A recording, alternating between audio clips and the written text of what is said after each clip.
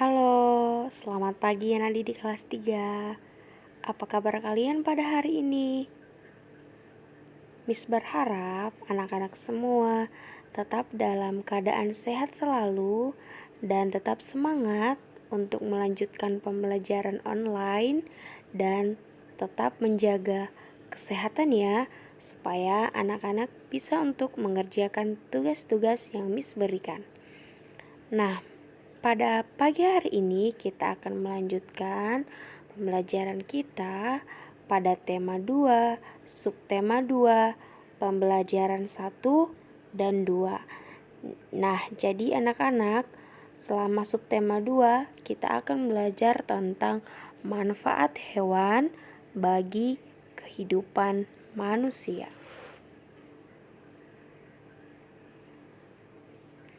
Baik, pada pembelajaran 1 pada pembelajaran 1 pada halaman 55 kita melihat ada sebuah cerita, sebuah dongeng yang berjudul tentang ayam jago baru yang ditulis oleh anonim. Bagaimana ya dongeng ini? Mari kita lihat dan mari kita pelajari bersama-sama. Ada ayam jago baru di suatu dusun. Dia datang dari kota yang jauh sekali. Suatu ketika, ayam jago terjaga dari tidurnya. Matanya yang masih mengantuk perlahan terbuka. Di langit, dia melihat benda-benda berwarna kuning keemasan. Lalu ayam berkata, "Itu pasti matahari," pikirnya. Maka, walaupun dia masih mengantuk, dia melompat ke atas pagar. Kukuruyuk, hari sudah pagi. Kokoknya keras-keras. Induk-induk ayam bergegas berlarian keluar. Mereka mulai mengais-ngais mencari makanan. Wah, betapa gelapnya hari ini, keluh mereka. Tiba-tiba terbang melintas seekor burung hantu. Dia hinggap di pohon dekat mereka. Kemudian ayam bertanya, "Kamu siapa?" "Aku burung hantu," jawabnya. Kemudian burung hantu bertanya, "Hai, mengapa kalian ribut-ribut di tengah malam begini?" Si ayam jago tadi berkokok. "Itu tanda hari sudah pagi," ujar induk-induk ayam itu. Mereka kemudian ribut bergumam. Si burung hantu menepukkan sayapnya meminta mereka tenang.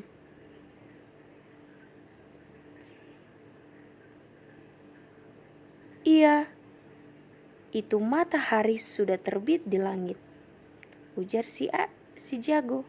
Si burung hantu tertawa terbahak-bahak. "Itu bukan matahari, itu adalah bulan purnama," katanya. Induk-induk ayam kembali bergumam. Mereka kembali ke tempat masing-masing dan tidur lagi. Si ayam jago baru merasa malu. Dia berjanji besok lagi akan membuka kedua matanya lebar-lebar.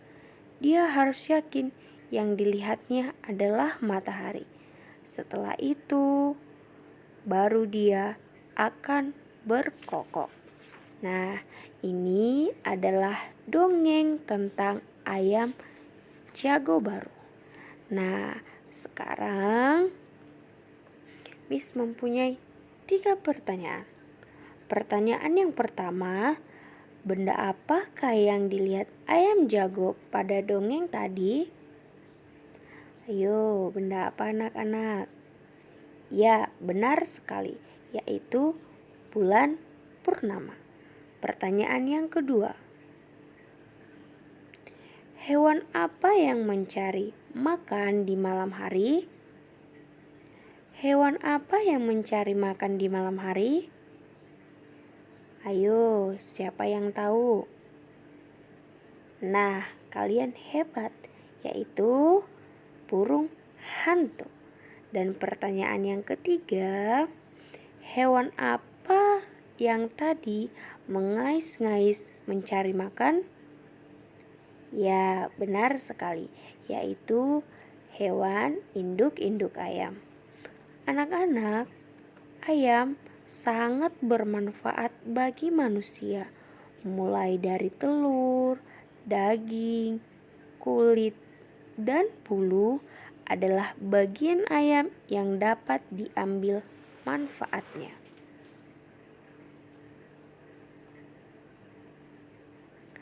Nah, di sini Beni memiliki 10 anak-anak ayam.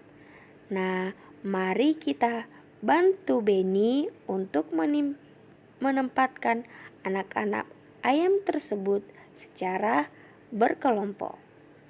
Nah, kita akan membantu Beni ya untuk mengelompokkan 10 anak ayam ini ya. Kita akan memasukkan 2 ekor anak ayam ke dalam tiap kandang. Maka jika kita lihat pada gambar ini, kita sudah menempatkan 2 ekor anak ayam dalam setiap kandang. Maka kalau di dalam lambang bilangan ini sama artinya dengan 5 dikali 2. 5 dikali 2, maka hasilnya 10. Oke, lalu kita akan membantu Beni lagi untuk menempatkan 10 anak ayam ini ke dalam 2 kandang. Oke, kita bantu Beni. Maka jika kita tempatkan ayam tersebut ke dalam 2 kandang, maka setiap kandang akan berisi 5 ekor anak ayam. Maka ini sama artinya kalau kita tulis dalam lambang bilangan 2 dikali 5, maka hasilnya adalah 10.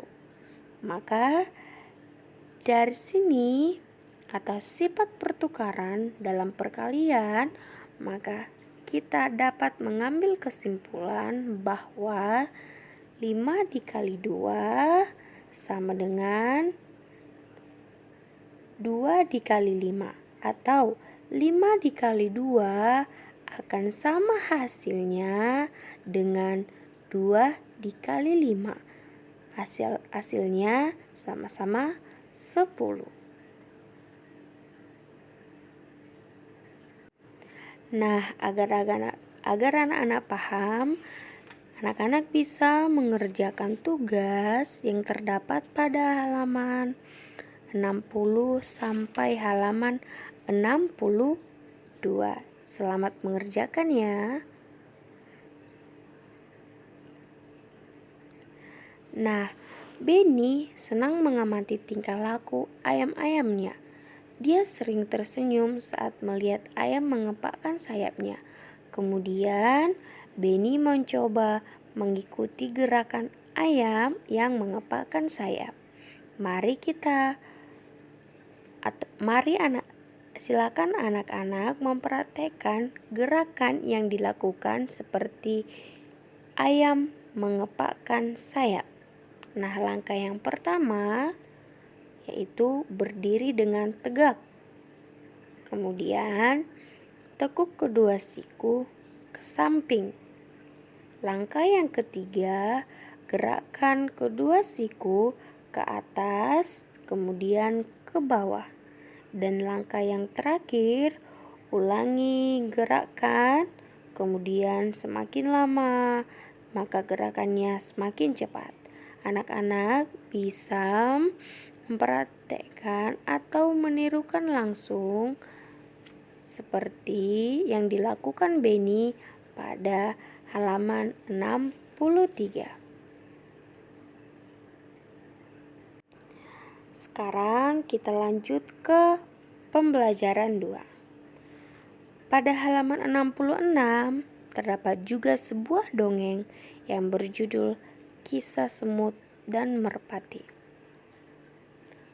Pengarangnya anonim.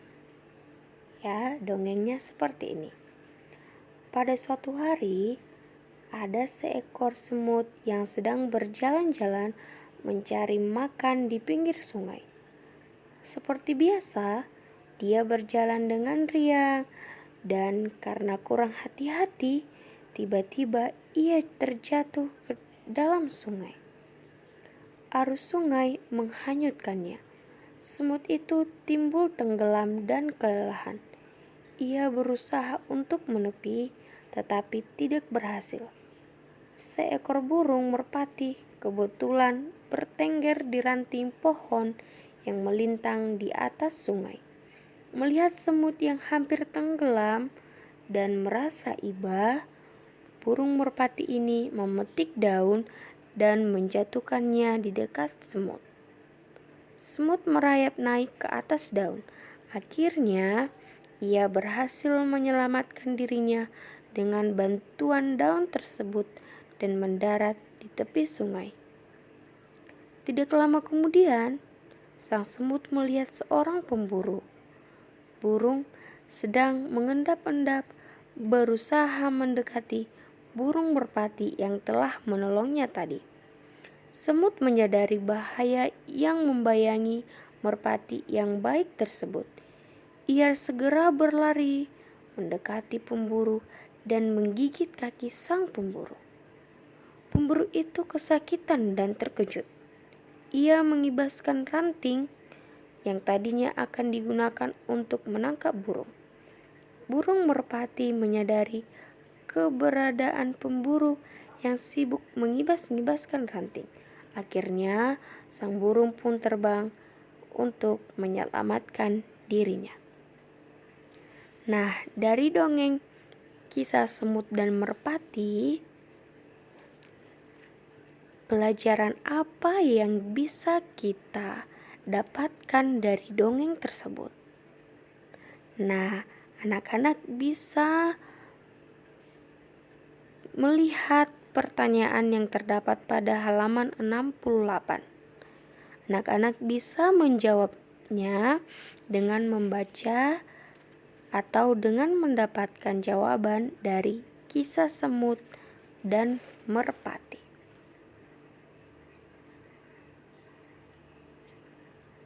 Nah, anak-anak, ketika anak-anak membaca teks halaman 69, ya, dari teks ini kita mengetahui bahwa setiap manusia memiliki sifat yang berbeda-beda. Mungkin saja ada keluarga yang memiliki sifat yang sama dan ada juga yang memiliki sifat yang berbeda. Dari bacaan halaman 69, kita bisa melihat sifat yang dimiliki ayah Benny. Sifat yang pertama adalah penyayang binatang. Kemudian sifat yang kedua adalah lucu. Nah, kalau kita lihat sifat Benny, sifat yang pertama adalah penyayang binatang dan sifat yang kedua adalah rajin. Dari kedua sifat ini kita melihat ada persamaan dan ada perbedaan sifat. Nah, tentu saja dalam setiap keluarga ada yang memiliki sifat yang sama dan ada juga yang memiliki sifat yang berbeda. Nah, oke. Sekarang kalau kita lihat buku kita halaman 71, ya, kita akan belajar tentang pantonim.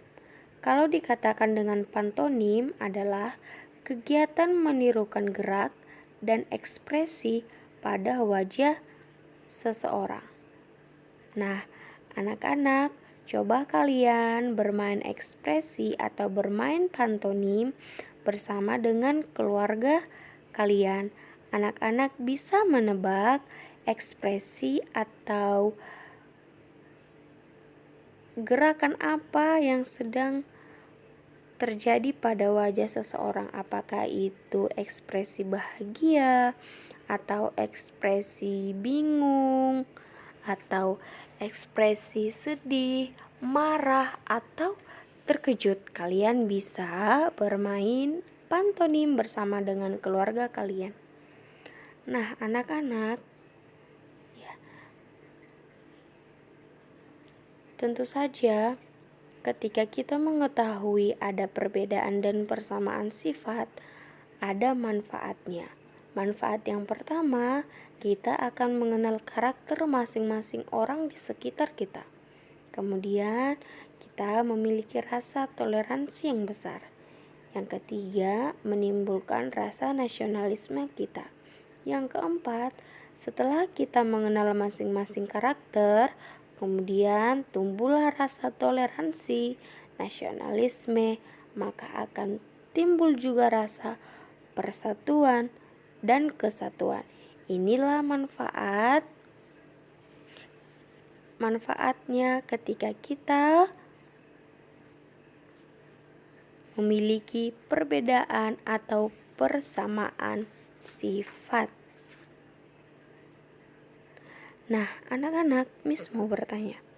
Anak-anak, pernahkah kalian melihat kelinci atau katak yang melompat? Cara kelinci dan katak bergerak dengan meloncat. Anak-anak bisa melakukan gerakan meloncat dalam permainan lompat tali. Nah, berikut ini adalah contoh dari gerakan atau permainan loncat tali dengan menirukan gerakan seperti yang kelinci atau katak gunakan. Ini adalah contoh gerakan meloncat atau gerakan permainan loncat tali. Anak-anak bisa lakukan ini bersama dengan keluarga ataupun bersama dengan teman-teman kalian. Nah, anak-anak, sekian pembelajaran kita pada pagi hari ini. Jangan lupa untuk mengirim tugas untuk matematikanya halaman 60 sampai halaman 62. Kemudian untuk tugas bahasa Indonesia halaman 68. Dan untuk PPKE, anak-anak bisa bermain pantonim bersama dengan keluarga kalian, yaitu menirukan ekspresi bahagia atau ekspresi sedih, marah, terkejut, atau ekspresi yang lainnya. Jadi anak-anak, sekian pembelajaran kita pada pagi hari ini. Semoga anak-anak tetap semangat dan jangan lupa untuk mengirim tugasnya ya. Dan yang paling penting, jangan lupa untuk menjaga kesehatan. Sekian pembelajaran kita hari ini. Sampai berjumpa kembali di pembelajaran berikutnya. Terima kasih.